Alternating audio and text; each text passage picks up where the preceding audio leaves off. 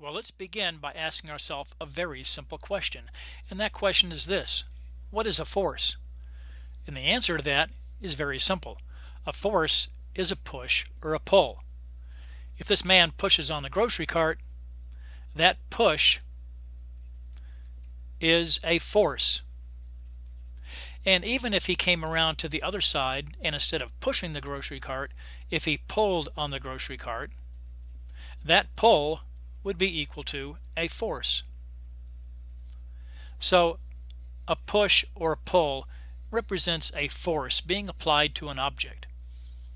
Another important thing to remember is the object that's experiencing the push or the pull does not even have to move in order for it to experience a force.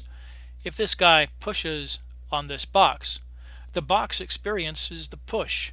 The box experiences the force, even though the box doesn't move. So a force can be a push or a pull, and an object, when it experiences a push or a pull, a force, does not even have to move. Well, now we know what a force really is. A force is simply a push or a pull. But did you know that there are actually two kinds of forces in nature?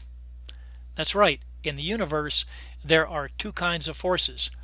The first type of force we want to talk about is referred to as a contact force. And a contact force is simply a force that is transmitted between objects when the objects touch. The objects have to touch. A good example of that would be the man pushing on the grocery cart.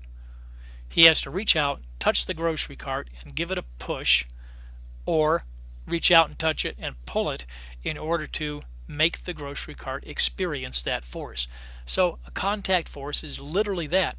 It's a force in which objects actually have to touch each other. An object, reach out, push it with your hand. They actually come in contact with each other right here. And where they come in contact, that force is transmitted from one object to another. It's a contact force.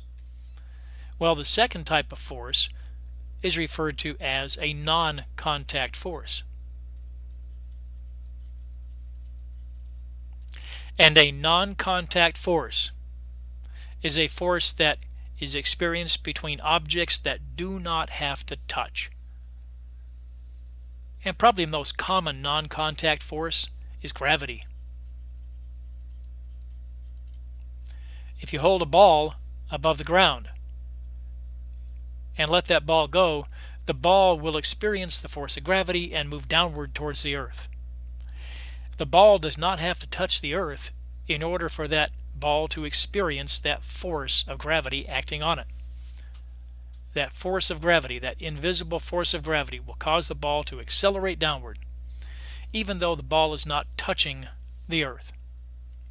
Another good example of a non-contact force would be a magnet.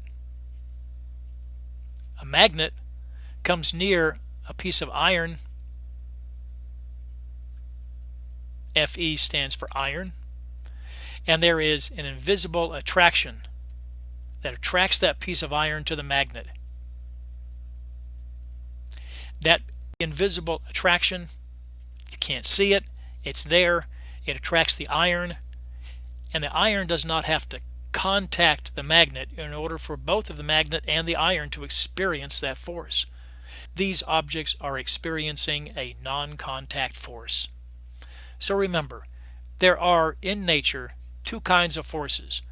There are, number one, contact forces, where the objects have to come in contact with each other, and non-contact forces, in which the objects experience a force even though they're not touching, such as gravity and magnets, and also others such as electrical force, which we'll talk about later.